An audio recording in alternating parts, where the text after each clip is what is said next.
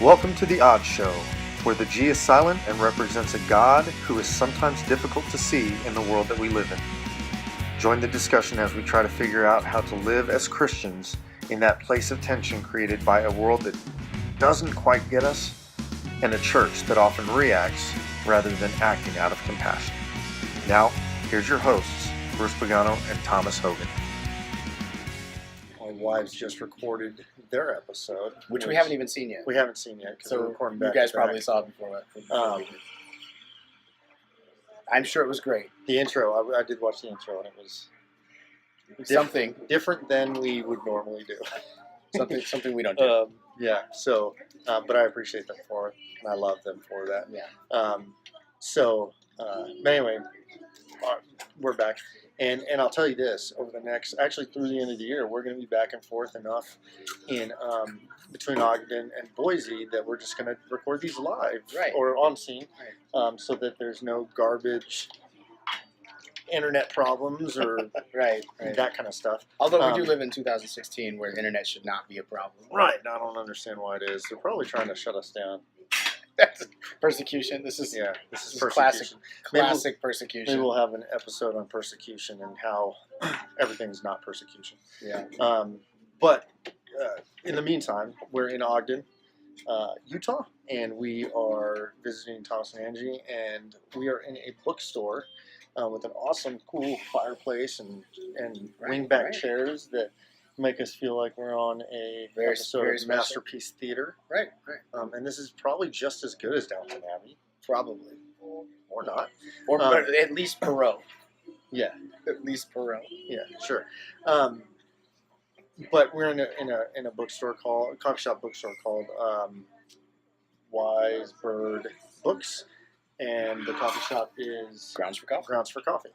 So, So, yeah, we're here. If you're in Ogden and you happen to, the owner did say that it's for sale. She's retiring. So if you're interested in running a coffee shop bookstore, come on down and check it out. So, in the meantime, today we're going to talk about space, but not the final frontier. Yeah, I got all excited.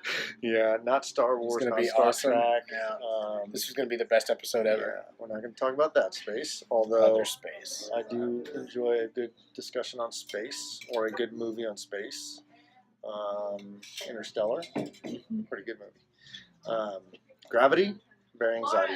A lot of anxiety. I haven't seen it. I've heard good things. Yeah. It literally is just Sandra Bullock in space. Oh, okay. That's those are things. Yeah. Anyway, but we're going to talk about space, and we're going to talk about this thing that Thomas has been actually mentioned a few episodes ago. We talked about it in the quick fire. So, why don't you want to kick off? Sure. So I talked about in the previous video or a previous rapid fire video about 3 areas of space. Those being heart space, home space, and life space, and really how the church traditionally, at least for the last 40 years, has really focused on this way of looking at how salvation and preaching the gospel and living for others missionally looks, and that's very much in this open space of church, this life space of kind of teaching you how to do things, and then hopefully by exposing you to that outer layer, that it'll get to the inner layer of your life and be in your heart. So that's heart space, home space, life space. And then how in the discussion we talked about how it was different than that. How I think that you said heart space, home space, life space. Right. But the church does it. Church does life space first, out in the open, in public, typically in a Sunday morning type of setting around a lot of believers, right? And they're exposing you basically to the gospel. You're getting exposed to Christian things, Christian life, Christian thinking, Christian interaction, Christian terms, biblical music. Things, right? Music, really good music, and in a public forum, in a public place, and then hopefully that is interesting to you. Hopefully that means something. Hopefully the church is trying to draw you into this Christian life or life in Christ. And then if they get you to agree that, yeah, this is a place I want to do, and typically this is like people in their 30s and 40s who have kids, and they're like, oh yeah, I want my kids to be exposed to this too. So Right. they're doing. Families do the same thing. I'm exposing this space, this open space out in the public, to where we act and do Christian things, act like Christians, talk like Christians, live like Christians in public, and then hopefully it gets to your life. Hopefully you kind of absorb some of that, and you start to act differently. Maybe you start to think differently. Maybe you start to display attributes that are common to that outside space. And then the ultimate desire of any preacher is to kind of preach the gospel in such a way, cast emotion and thought in such a way that you as an individual will respond to that in your heart. Your heart will say, yeah, not only do I like living like this and I like being around this, but I believe this, and I know it's true, and I'm going to start really digging deep into my own heart and figure out what this means to me. That's what anyone who's preaching is hoping. The end result is that your heart is changed. And I believe, through the discussion we had, I believe that that's actually a backwards way to approach modern faith. I don't know if for all time that it's worked this way. I don't know that there's a perfect biblical stance to get to this position, but I look at life now, and I look at how integrated we are and how inoculated the culture is to the gospel, but not really having this in-depth heart change going on in most believers. You have very much an exposed life, what's allowed to be exposed to the public, which is that Sunday morning experience for most people, and nothing, and not much else, right?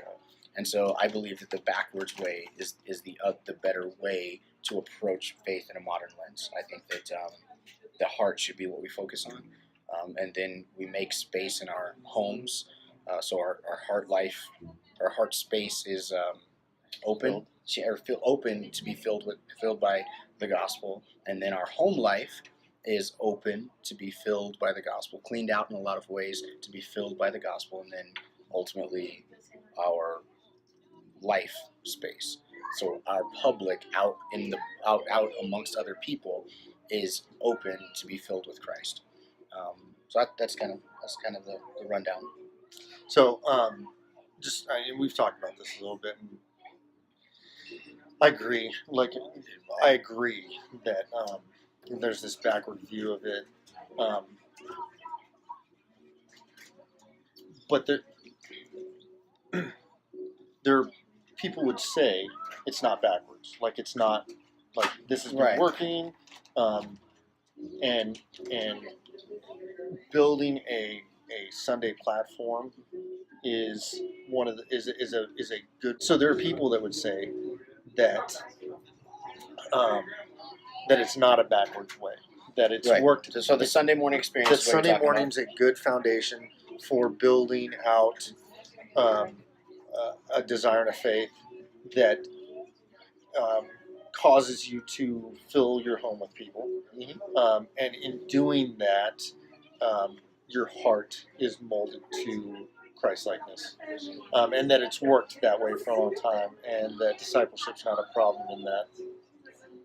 Right. So, how do you respond to that? You know, what I'm saying? How do I respond to someone telling me that the Sunday morning experience is an effective application of the gospel in modern life? Right. Yeah. Right. So I would respond by saying it's not wholly ineffective. So I'm not. There's no argument there that it's a. I don't think that the Sunday morning experience is a bad thing. I don't think it's detrimental. What I do think it is distracting for the purpose of discipleship, for the purpose of discipling people, for the purpose of growing someone's faith from innermost to outermost to uttermost, right?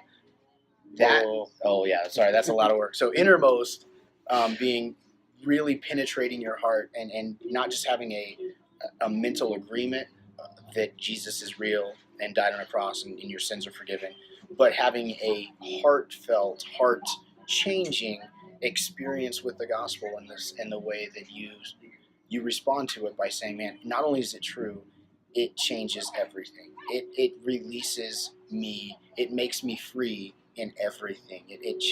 Literally, I'm a different person, and that's that's what that's what the gospel is intended to do. If you believe That's what the Bible innermost, says, that's right. innermost, and then outermost is that. So that interchange starts to affect your life. It starts to affect the way you treat your family. It starts to affect the way you treat your friends. It starts to affect the way you live in public and kind of interact with people.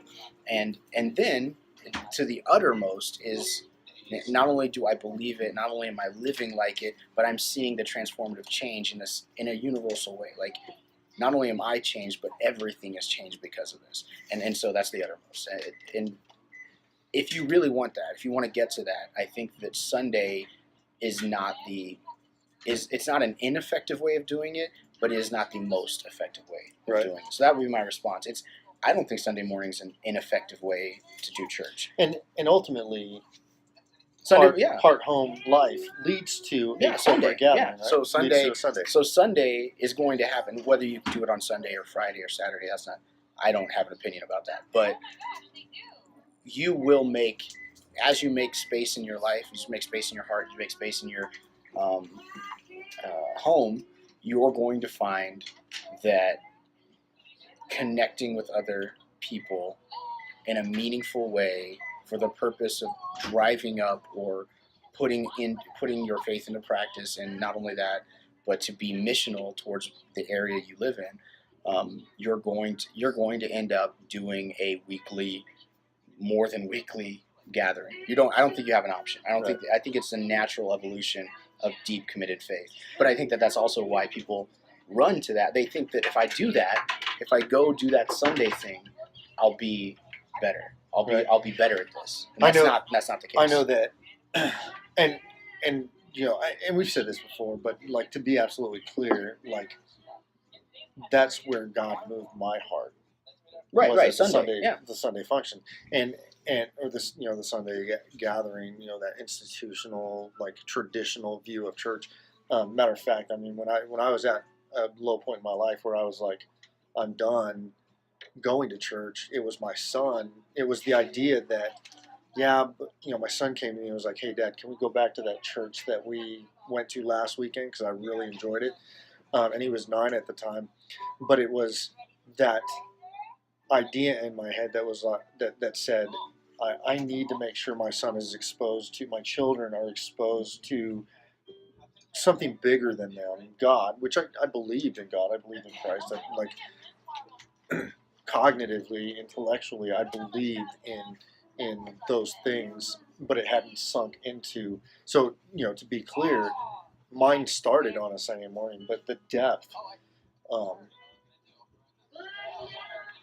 it did work that other way, but it took a long time. It took 20 years to get to that point. You know what I'm saying? And my concern there is that the gospel is intended to penetrate, to go deep, and then work its way back out, right? Like, it's going to go deep into the life, into the heart of the believer, and then it's going to work its way back out.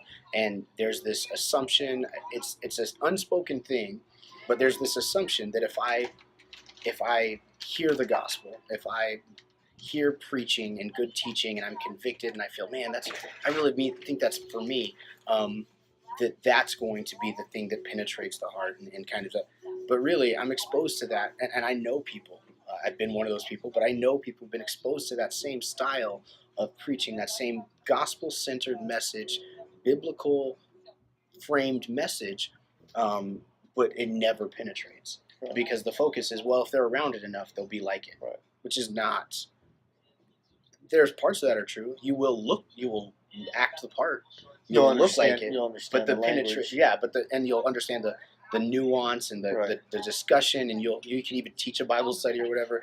But that doesn't bring life change, heart change. That just brings kind of external change. Right. And the hope is that external change will sink in, become real, and then, man, you'll really be a believer. And more often than not, that's not the case. More often than not, someone sits in a pew or a chair or whatever for 40 years, and they're no closer to a deep understanding of Christ and right, or an active mission. Right, active mission. But all of that, like, they're no closer to newness 40 years later than they were when they started. Right. And so that's my concern. So I don't think that the church is bad.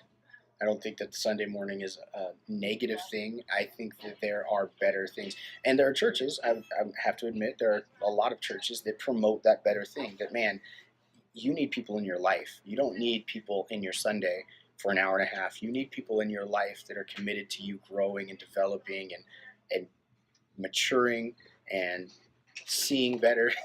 You need that. You need that, and more so than you need that hour and a half on Sunday. Not to forsake it, but to say that there's something deeper that you need. And there are a lot of churches that teach that. I don't know if they practice it well, but they teach it, because I've seen the promo videos for life groups or small groups or cell groups or home groups or whatever they're calling in a them. regular church.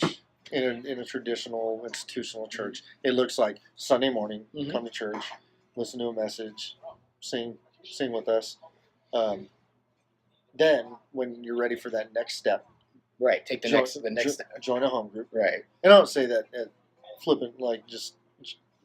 I don't say that jokingly. Yeah. But a lot of churches call it their next step, or that but home groups, whether they call it small groups or life groups or whatever they call it. And then there's this emphasis on, in the home group, they should be encouraging you to really study the Word on your own and do devotional time or quiet time, right? Or your own stuff by yourself. But that's what it looks like. And what you're saying is there should be a change, right, internally in your heart. Your heart space should be so filled that it overflows into your home.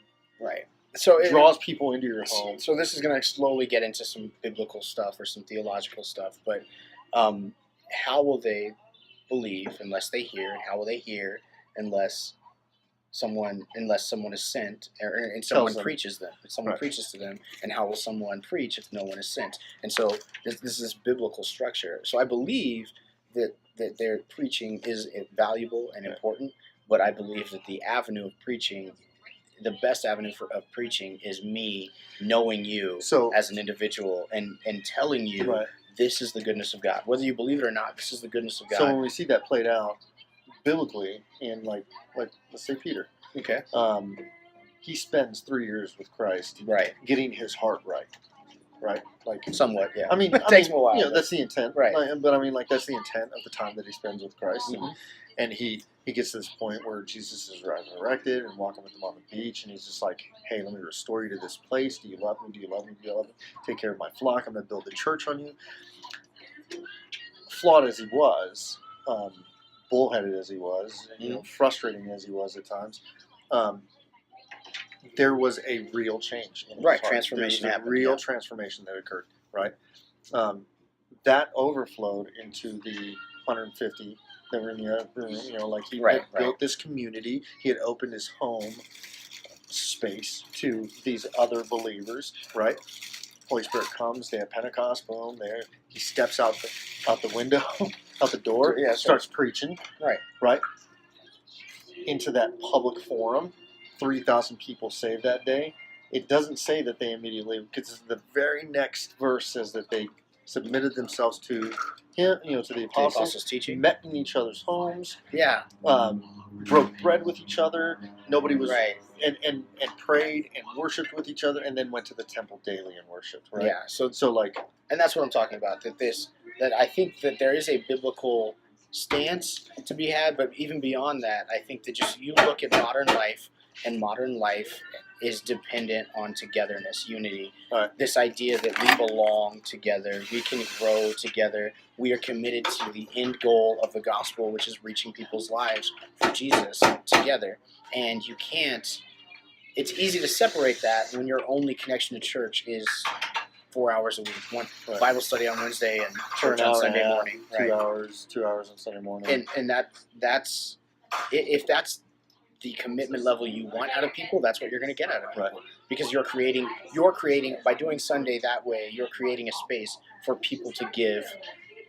I wouldn't say a bare minimum, but there's a standard set of bare minimum. There's a bare minimum to give of just show up on Sunday. That's more than enough, right? Kind of like, hey, I feel like I've done what the church has asked me to. This is biblical, and it's not unbiblical. It's not like like them giving is not like they're Right. not doing something anti-biblical. Right, Like, right.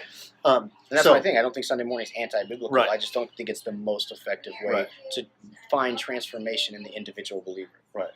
So, two things. First one, how do you do that? Like, what practically does it look like to fill your heart space, fill your home space, Okay. fill your life space? So this is going to get into another From discussion we're going to have eventually on the show. But I believe you have to be discipled, and I believe you have to disciple. Right. I think that's what the most practical version of transforming space in your life. Do I have to start a home church? No. Okay. You need to find a committed believer Okay. that you respect, that you don't have a problem connecting with, that you're not going to have huge issues. Mutually submit to. That you can mutually submit to, or what we call mutual submission, and be discipled. And things that you don't understand, go to that person or go to that group of people and submit your ideas and your thoughts. And what you'll find, most likely, is that as you submit your ideas as a new believer, as you submit your... What if I'm not just a new believer, but I am You're committed. I've been, 8 years. I've been a Christian for 8 years, and I've realized, man, I don't know as much as I thought I did. Right. I never go home and open my Bible potentially, and like whatever. So I would say pastor the same tells me. thing. You need to be discipled, and you need to be developing your faith, not just by reading the Bible, but by practicing, applying what you read in your daily life, and then submitting that to a body, when I say body, I don't mean a giant church of 700 people, because 700 people don't have your back. They have your back figuratively, but they don't have your back literally, because they don't know where you live. They don't know what you're going through. They don't know what's going on in your personal life. Right. When I say a body of believers, I mean people that actually are connected. Not connected for an hour a week, but connected in their lives. Like I could call them up. Right. It's not going to be an issue to be like, hey, I got this issue, Craig. Can you talk for an hour or two? And you find those people, and most likely you're going to find a small group of those people, a very small group of those people, and you submit your ideas. Even as a mature or a long-time believer, you're still going to have to be discipled, and you're going to have to begin discipling. And so for a while, you're going to be discipled. Submit yourself to someone else. I would say that you never stop being discipled. Right. I mean, Yeah. But I would say before you start discipling, get discipled. Right. Absolutely. I would say don't do both of them at the same time. You should be discipled, eventually grow into discipling others, but still maintain a connection with people that will. Well, people are always in front of you. Right. People are always in front and behind you. In front and behind you. Right. And so I would say the traditional way the church has said this is what is it? Paul, Timothy. Was it? Oh, Paul, Apollos, Timothy. yeah. So Paul has this brother in Apollos Right. that he's not competing with, but he's working with alongside, and then he's discipling Timothy, and he's being led by Christ, right? So he's constantly being led. He's constantly has someone to his side that's kind of doing something adjacent, and that's the way the church has traditionally said it. I just believe that you need to be discipled, and if you have no idea what that means, I mean, we're not going to talk for the next 20 minutes or 30 minutes on what it means to be discipled, but you need to find people, a person or people that you can see yourself, even if you disagree with them, saying, "Man, I see your point of view, and I'm really gonna try that." I'm gonna put that before. Not somebody you're directly gonna disobey. Be like, "No, I don't care what that person thinks." But maybe something that you would put before God and in prayer and submit to other people, those other few people, like, hey, because a council of wisdom is better than just one person telling me what to do. Right. And so a group of people, and then how it works is your heart space needs to be cleaned out a little bit. You're gonna have to make some room. So obviously it's called space for a reason. You're gonna need to make some room in your heart. And that's typically going to involve pushing some other things out. So if you have active sin, I would say if you have active something that takes up and consumes a lot of your time, effort, and attention, that stuff. Go. Pokemon Go. I mean, don't go crazy, but that stuff's going to have to be put to the side while you go through this process of finding space in your heart. Because what you're going to find as you kind of walk through this path, as you are being discipled, as you're reading the Word, as you're praying more, and as you're trying to figure this stuff out, is that there's a lot of junk that easily distracts you, that your heart doesn't get settled in any way, because it's constantly jumping at everything. It's jumping at this opportunity. It's jumping at this relationship. It's reacting to this negative thing that happened, right? So you're constantly, you're never settled, right? And so what you're going to have to do is start settling yourself, and then pushing other things out to create space for Christ to do something, right? And to start changing. And as that starts happening, he starts filling up more and more of that space in your heart, and it starts bleeding out, and it becomes a natural evolution and not a purposed but natural evolution. Yeah, it's not forced. It's not forced. That it's naturally going to go out of your heart into your home, right? And so now you're creating space in your home, and this is not just figurative or spiritual space. This is actual space in your home for Christ to be able to say, hey, adjust this. Hey, move the kitchen over there. Well, I don't know if he's going to change the kitchen. But I mean, like the way that you deal with your kids, the way that you interact with your wife. Yeah, and who you have who there, you invite into your home, what you allow in your home. Inviting them into your home, what you allow, boundaries, all that. Yeah, all that stuff starts to be kind of Christ formed, right? And slowly, that'll happen as you kind of submit to this way of doing things. And then once that's clear, once Christ is overflowing in your heart, overflowing in your home, you have an opportunity for your life space to really be a reflection of what God's doing in your life, in your heart. Your life space, this outer world, this external world that you interact in, whether it be work, hobbies, church, the building, whatever it is, you start to see Christ move more and more. So that's the idea. And to be honest, it might turn into a church. And it will very much resemble a. Most likely, you're going to find that life space is a church. And I would say my family goes to a building on Sundays. Yep. Bruce goes to a building on Sundays and worships with other believers and sings songs and listens to sermons and talk about strategies and ideas and stuff that involve missionally reaching out and touching our neighborhoods. That stuff happens. But what you're going to find is that it's not a restriction, it's not a frustration, it's a joy to do those things, and then there's purpose in it beyond just showing up. Right. So, second thing, and we'll kind of wrap this up because we're at about 30 minutes, is, and my phone's at 20%, so, what if you're already in church, in a life group, doing Bible studies, but you don't feel like that's, like, what do you do then? Like, do you leave church? I'm not going to leave church and start a home group. I'm not going to say you have to leave church. What I'm going to say is, if all of your time, effort, and energy is spent doing this one thing, you're kind of doing the opposite of creating space. You have filled up your heart space with busyness. You've filled up your home space with chaos, and you've filled up. But aren't I a good Christian if I'm doing as much as I can for church? Once again, you're filling up your heart, your home, and your life spaces. If you're not watching on video, I have my hand on my mouth inquisitively.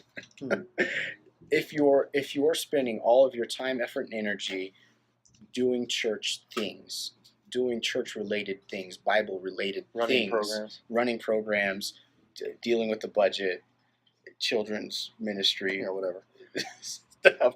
If all of your time, effort, and energy is going to that, I would argue, or I would submit.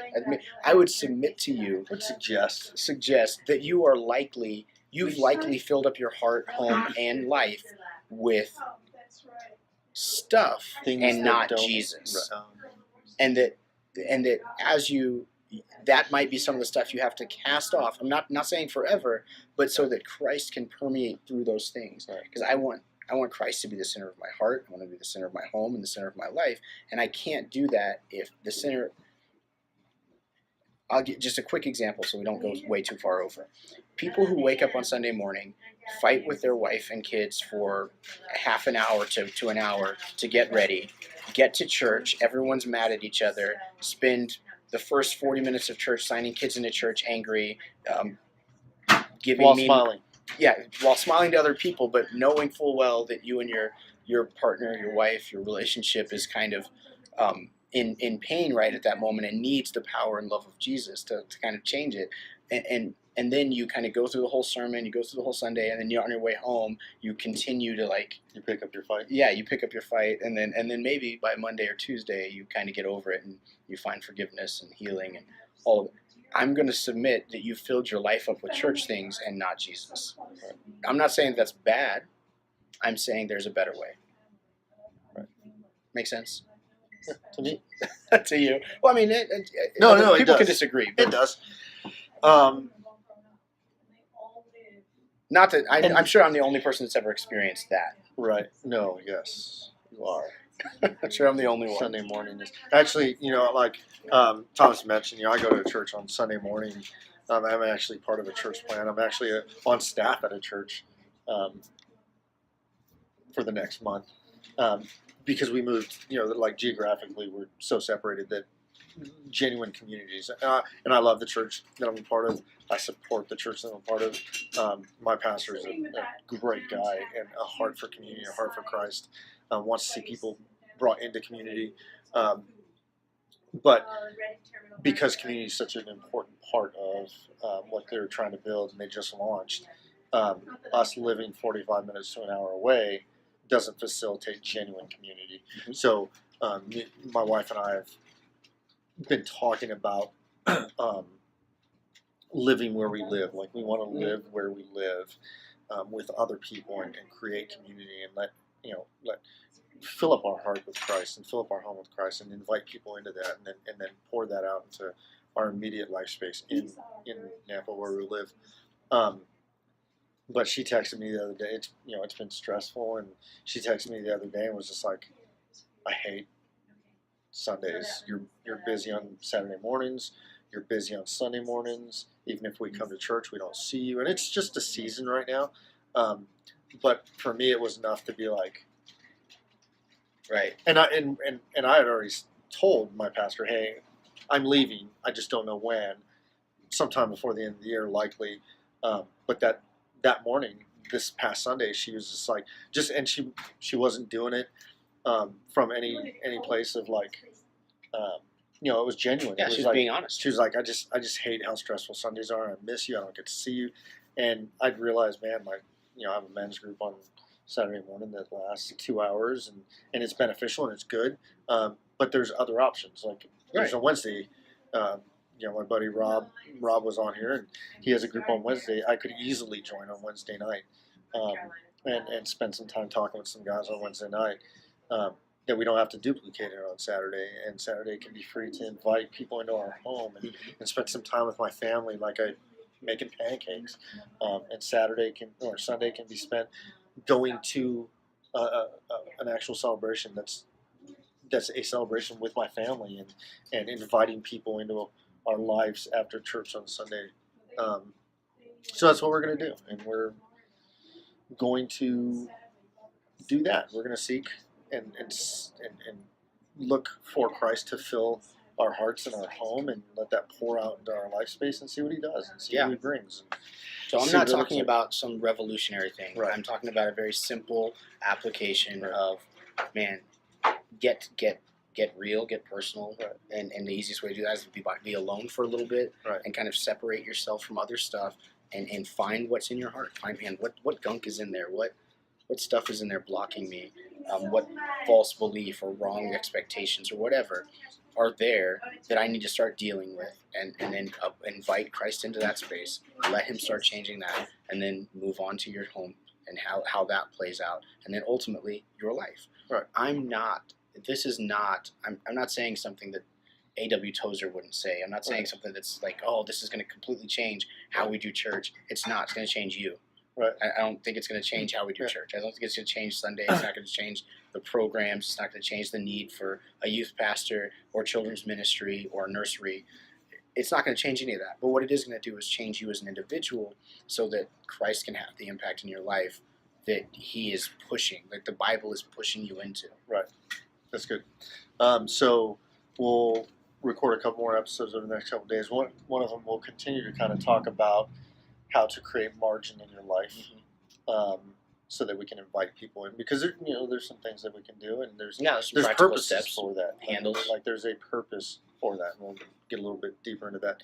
And then we're also going to talk about, I don't remember what we said we were going to talk about. Pokemon? Nope. Not ever. Okay.